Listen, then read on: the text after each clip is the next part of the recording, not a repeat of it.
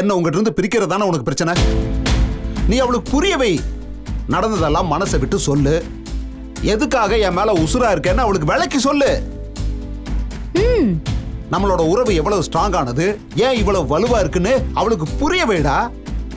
டேய், நிச்சயம் அவ புரிஞ்சுக்குவா. ஏன்னா அவ சராசரியா சண்டை போட்டு மல்லுக்கு நிக்கிற பொண்ணு கிடையாது. புத்திசாலி பொண்ணுடா அவ.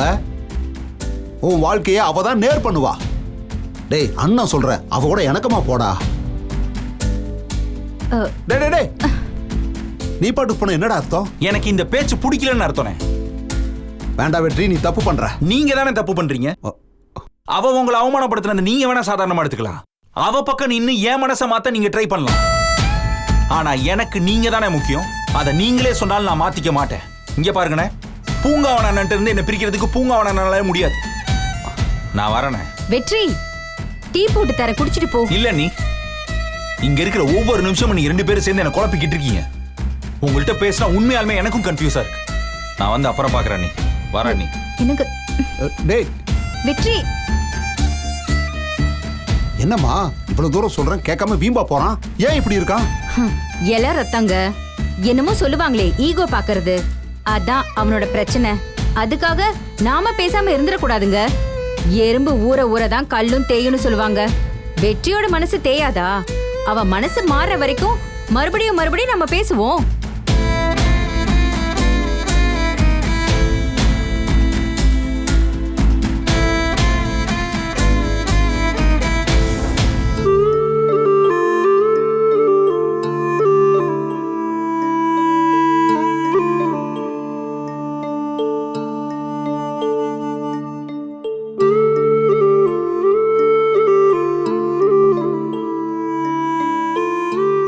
மாமா, டீ வேணா போட்டு தரட்டுமா?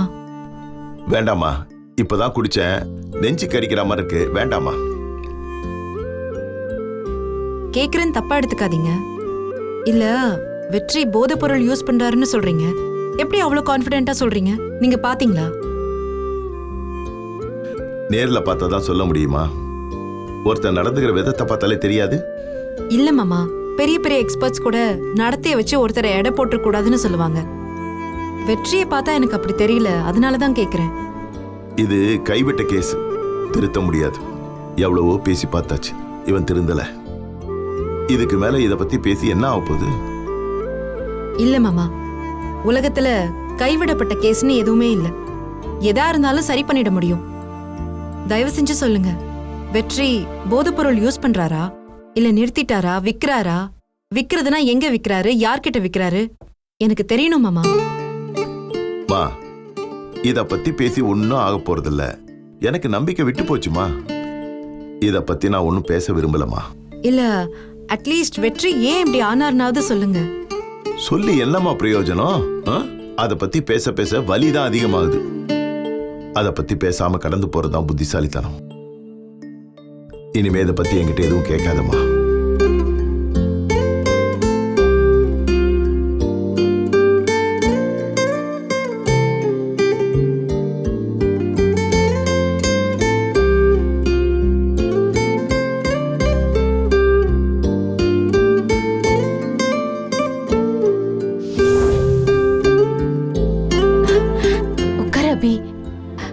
மாமா கிட்ட கேட்டல, அதை என்கிட்ட கேளு, நான் சொல்றேன். எதை சொல்றீங்க? மாமா கிட்ட பூங்காவனத்தை பத்தியும் அவருக்கும் வெற்றிக்கும் இருக்கிற ஃப்ரெண்ட்ஷிப் பத்தி தானே நீ கேட்ட. அத நீ மாமா கிட்ட கேட்டாலோ வெற்றி கிட்ட கேட்டாலோ சரியான பதில் கிடைக்காது. மாமா பூங்காவனம் மேல இருக்கிற வெறுப்புல கொஞ்சம் சேர்த்து சொல்ல வாய்ப்பு இருக்கு. வெற்றி கிட்ட கேட்டா அவன் சொல்ல மாட்டான். அப்படியே சொன்னாலும் பூங்காவனத்து மேல இருக்கிற பாசத்துல கொஞ்சம் கூட குறைய சொல்றதுக்கும் வாய்ப்பு இருக்கு. நடந்தத நடந்த மாதிரி சொல்றதுக்கு என்னாலதான் முடியும் அபி. உங்களாலயா? உங்களுக்கு எப்படி தெரியும்க்கா? அது நான் இந்த வீட்டுக்கு கல்யாணம் முடிச்சு வரப்போ வெற்றி காலேஜ் படிச்சிட்டு இருந்தான். அப்போ அந்த டைம்ல பூங்காவனா யாருன்னே வெற்றிக்கு தெரியாது. நிஜமாவா சொல்றீங்க? ஆமா அபி. அப்பெல்லாம் வெற்றி எப்படி இருந்தா தெரியுமா? உள்ளியா வெடவெடன்னு இருப்பான். படிப்புனா படிப்பு, அப்படி ஒரு படிப்பு. எங்க வீட்டுக்கே அவன் தான் செல்லப்பில்லை. அத்தைக்கு மட்டும் இல்ல, மாமாவுக்கே வெற்றினா அவ்வளவு பிடிக்கும். நினைச்சேன் மாமாவுக்கு எப்பவுமே படிக்கிற பசங்கன்னா தான் ரொம்ப பிடிக்கும். அதேதான் அபி, எப்ப பார்த்தாலும் வெற்றி வெற்றின்னு வெற்றி பத்தியே தான் மாமா பேசிட்டு இருப்பாரு. வெற்றியை கை பிடிச்சிட்டு கூடவே மாமா கூட்டிட்டு அலைவாரு. வெற்றியையும் சும்மா சொல்லக்கூடாது, எல்லார் மேலயும் அவ்வளவு பாசம். அப்பதான் நான் புதுசா கல்யாணம் பண்ணிட்டு வந்தனா அண்ணி அண்ணின்னு என் மேல அவ்வளவு பாசமா இருப்பான். சொல்ல போனா வெற்றி தான் என் முதல் குழந்தையா நானே நினைச்சிருக்கேன் அபி. கேட்கவே சந்தோஷமா இருக்குக்கா. ஒன்னு தெரியுமா அபி, அப்போ வெற்றியை யாருக்குமே பிடிக்காம இருக்காது. அவ்வளவு கியூட்டா ஜாலியா இருப்பான். என்ன வேலை சொன்னாலும் தட்டாம செய்வான். காலேஜ் படிக்கிற பையனா இருந்தாலும் ஒரு வாக்கு கருவேப்பிலை வாங்கிட்டு வர சொன்னாலும் தட்டாம உடனே போய் வாங்கிட்டு வந்துருவானா பாத்துக்கோயேன். ஆச்சரியமா இருக்கேக்கா. இந்த புலி அப்ப பூனையா இருந்திருக்கு. பூனை புலின்னு வெற்றிக்கு ரெண்டு முகம் கிடையாது அபி. எப்பவுமே அன்பான வெற்றியா இருப்பான். இப்ப கூட அப்படிதான் இருக்கான். இப்ப கூட பாரு, என்ன அவன் அம்மா மாதிரி நினைச்சு உரிமையா பேசுவான். அப்போ நீங்க தான்க்கா சரியான ஆளு. சொல்லுங்க, வெற்றியோட லைஃப் எப்படி இருந்துச்சு? ஏன் இப்ப இப்படி மாறி இருக்கு? எல்லாமே நம்ம நினைக்கிற மாதிரி வாழ்க்கை அமையறது இல்ல அபி. அப்படி அமைஞ்சிட்டா அது வாழ்க்கையே இல்ல. வெற்றியை பொறுத்த வரைக்கும் நல்லா படிப்பான். 10th +2 எல்லாம் டிஸ்ட்ரிக்ட்லயே ஃபர்ஸ்ட் வருவான். காலேஜ்லயும் எப்பவும் ஃபர்ஸ்ட் தான். இந்த வீடே அவனை தலை மேல வச்சு கொண்டாடிட்டு இருந்தது. எப்படி அப்புறம் இப்படி மாறுச்சு? சொல்றேன் அபி. அதுக்கு முன்னாடி இந்த வீட்ல வெற்றி எப்படி இருந்தான்னு சொல்றேன்.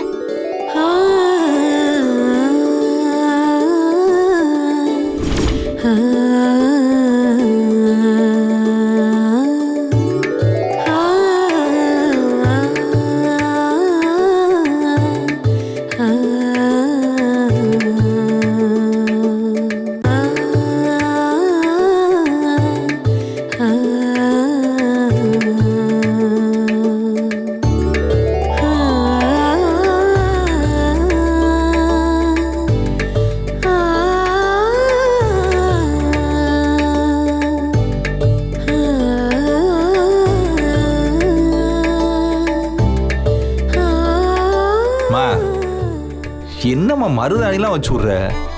காலேஜ் போனா பசங்கெல்லாம் கலாய்ப்பானுங்கம்மா, சிரிப்பானுங்கம்மா. டேய், அவங்களுக்கு என்ன வந்துச்சு? சிரிச்சா சிரிச்சிட்டு போறாங்க. என் பிள்ளைக்கு நான் ரொம்ப ஆசையா வச்சு விடுறேன். இதுல யாருக்கு என்ன வந்தது? அத்தை, இது என்ன ஆசை அத்தை? எல்லாம் பொம்பளை பிள்ளை இல்லாதவங்களுக்கு வர ஆசைதான். வரிசையா 3 பெத்தும் 3 பசங்களா போச்சு. இவனுக்கு 3 வயசு வரைக்கும் முடி எடுக்கல, ஜடை போட்டுதான் அழகு பாப்பேன். இவனுக்கு பொம்பளை பிள்ளைங்க போடுற கவுன் எல்லாம் போட்டு அழகு பாத்திருக்கேன். என் புள்ள பாக்குறதுக்கு எவ்வளவு அழகா இருப்பான் தெரியுமா? என் கண்ணே பட்டுடும். கவுன் போட்டு அழகு பாத்தீங்களா? வெற்றிக்கா? ஆமா. என்ன அத்தை இது? இவனாச்சும் பொம்பளை பிள்ளையா பிறப்பான்னு நான் நினைச்சேன். பிறக்கல. ஆனா பிறந்தத பொம்பளை பிள்ளையா நினைச்சு வளர்த்திட்டு இருக்கேன். 4வதா ஒண்ணு பெத்திருக்கலாம்ல அத்தை? அதுக்கு உங்க மாமா ஒத்துக்கல. ஏய், இப்ப என்ன, நீ எனக்கு ஒரு பொம்பளை பிள்ளைய பெத்து கொடு. நான் பாராட்டி சீராட்டி பாட்டி நான் வளர்த்துட்டு போறேன். எஸ் சார், நீ நான் கூட ஏஞ்சலுக்கு வெயிட்டிங். எஸ். சும்மா இருப்பா.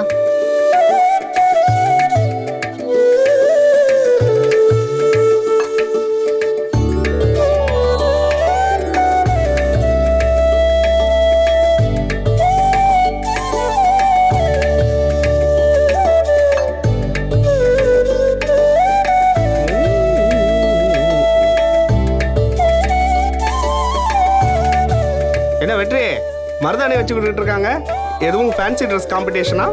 மா உடுமா, இவெல்லாம் கலாய்க்கிறாமா, வேணாமா உடுமா. டேய், ஏண்டா நீ பேசாம இரு. உனக்கு மருதாணி வேணும்னா சொல்லு, நான் வச்சு விடுறேன். ஐய, எனக்கெல்லாம் இது வேணாம்ப்பா. டேய், நல்லா சொகுசா படுத்துக்கடா வெற்றி, சுகவாசிடா நீ. என்னப்பா இது, அவனுக்கு மட்டும் தனி செல்லம். டேய், எங்களை எல்லாம் இப்படி இருடா. பாராட்டி சீராட்டி வளர்க்கவே இல்லையே. டேய், எங்களுக்கு எல்லா பிள்ளைங்களும் சமந்தாண்டா. வெற்றி கடைசி பிள்ளைங்கிறதுனால உங்க அம்மா கொஞ்சம் செல்லம் கொடுக்குறா, அவ்வளவுதான். விடுமா.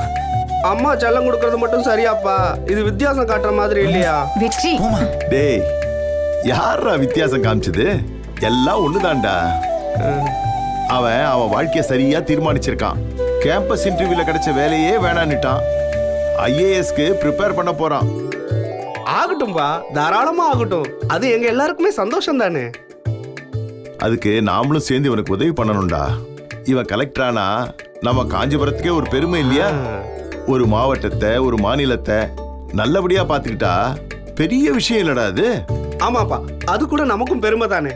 அதுக்கு நாம எல்லாரும் சேர்ந்து உழைக்கணும்டா. ஐஏஎஸ் கோச்சிங் சென்டர்ல படிக்கணும்னா நிறைய செலவாகும்.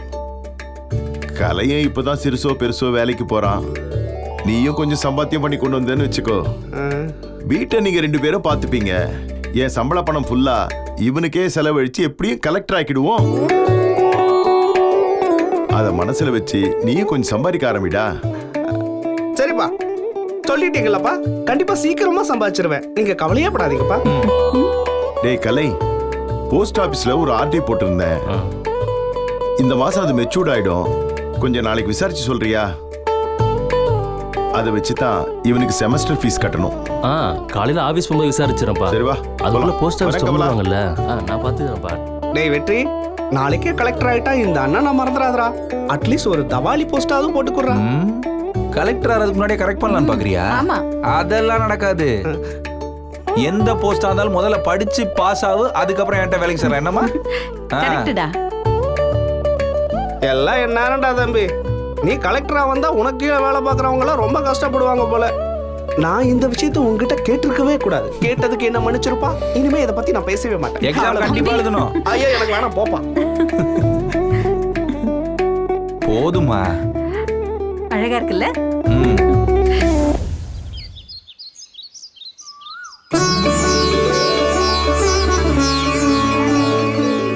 நீ இந்த பரீட்சையை நல்லா எழுதி நல்ல மார்க் வாங்கணும். என்ன, நீ அப்பா பேரை கடைசி வரைக்கும் காப்பாத்தணும். அவ்வளவுதான். எனக்கு நானே 4-5 வாட்டி எக்ஸாம் எழுதி பார்த்திருக்கேன். பக்காவா ப்ரிப்பேர் பண்ணிருக்கேன். இந்த வாட்டி நான் தான் ஃபர்ஸ்ட். போதுமா? சூப்பர்டா. ஏய், அதெல்லாம் நீ ஈஸியா மெடல் தட்டிடுவாடா. வாழ்த்துக்கள். Thanks ma'am. இந்த வெற்றி நல்லா எக்ஸாம் எழுது. தேங்க்ஸ் அண்ணி, இதெல்லாம் அநியாயம். அவனுக்கு பேனா கூடவா எடுத்து வச்சுக்க தெரியாது? தம்பி, இதெல்லாம் வெற்றியோட சென்டிமெண்ட். என் கையால பேனா கொடுத்தா எக்ஸாம்ல நல்லா எழுதி நல்ல மார்க் வரும்னு அவனுக்கு ஒரு நம்பிக்கை. ஓ அப்படி. ஏய், அவனோட மூளை அவனுக்கு உதவி பண்ணுது. சென்டிமெண்ட் சொல்லி நீ பேர் வாங்க பாக்குறியா? அண்ணே, இந்த சென்டிமெண்ட்லாம் மூளைக்கு சம்பந்தப்படாத விஷயம். ஆமா, இது ஒரு நம்பிக்கை. அம்மா எனக்கு திருநீர் வைக்கணும், அண்ணி எனக்கு பேனா எடுத்து கொடுக்கணும், இதெல்லாம் ஒரு நம்பிக்கை. நமக்கு கஷ்டமான எக்ஸாமா இருந்தா கூட எக்ஸாம் ஹால்ல போய் ஈஸியா எழுதிட்டு வந்துடலாம். இதெல்லாம் நீ அண்ணிட்ட கேள்வி எல்லாம் கேட்டு கூடாதா? அம்மா, டேய் சும்மா விளையாட்டுக்கு சொன்னேன்டா. அதுக்கு எதுக்கு நீ கோச்சுக்கிற?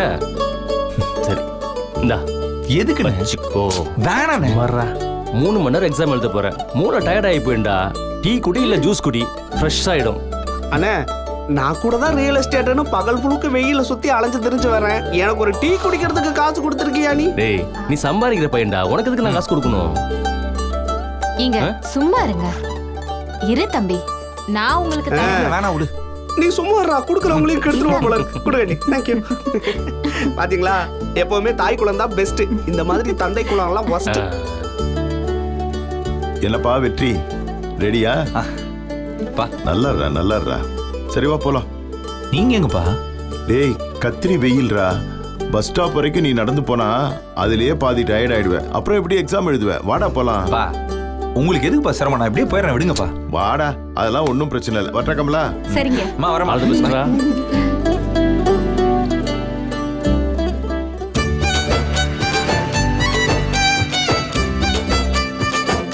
ஏப்பா,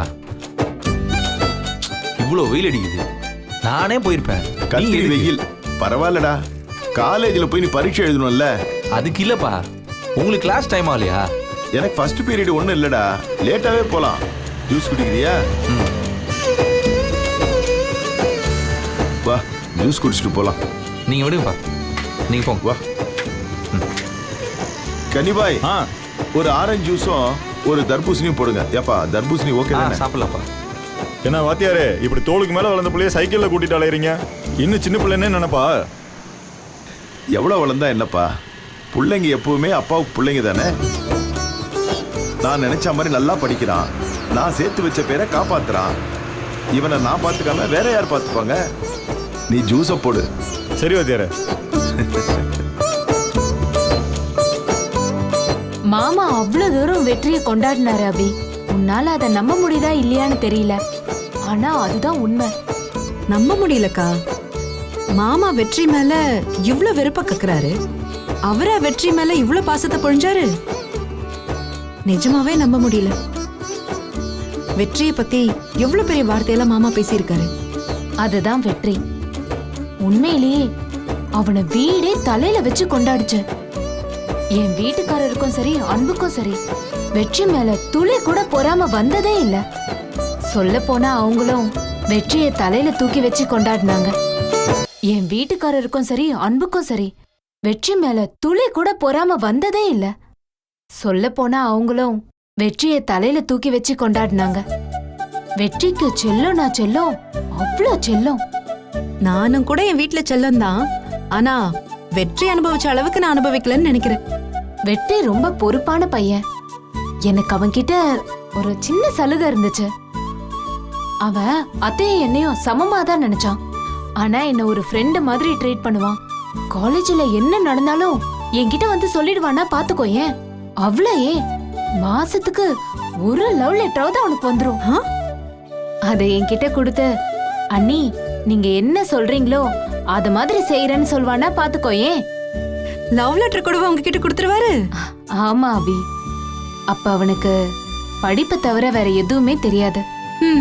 லவ் வந்து படிப்பை டிஸ்டர்ப் பண்ணிடுமோன்னு அத கூட வேணான்னு தான் இருப்பா.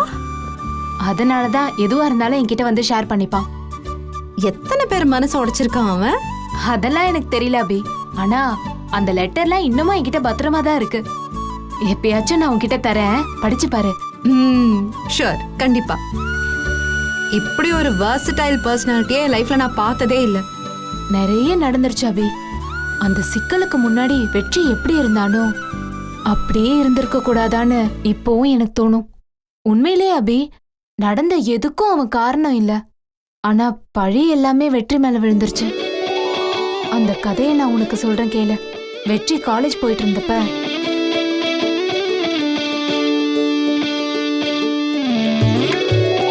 அப்பா இந்த பக்கம். ஏண்டா என்ன சின்ன ஃபங்க்ஷனா?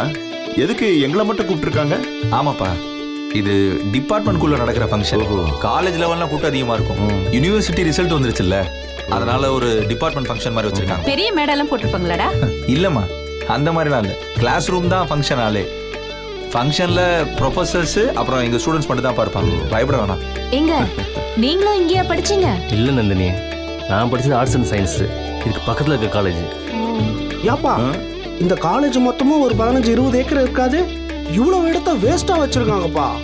இதெல்லாம் பிளாட் போட்டு வித்தா எவ்வளவு காசு வரும்? டேய், இங்கேயும் ரியல் எஸ்டேட் புத்தியா? பேசாம வாடா. பேசாம வாடா.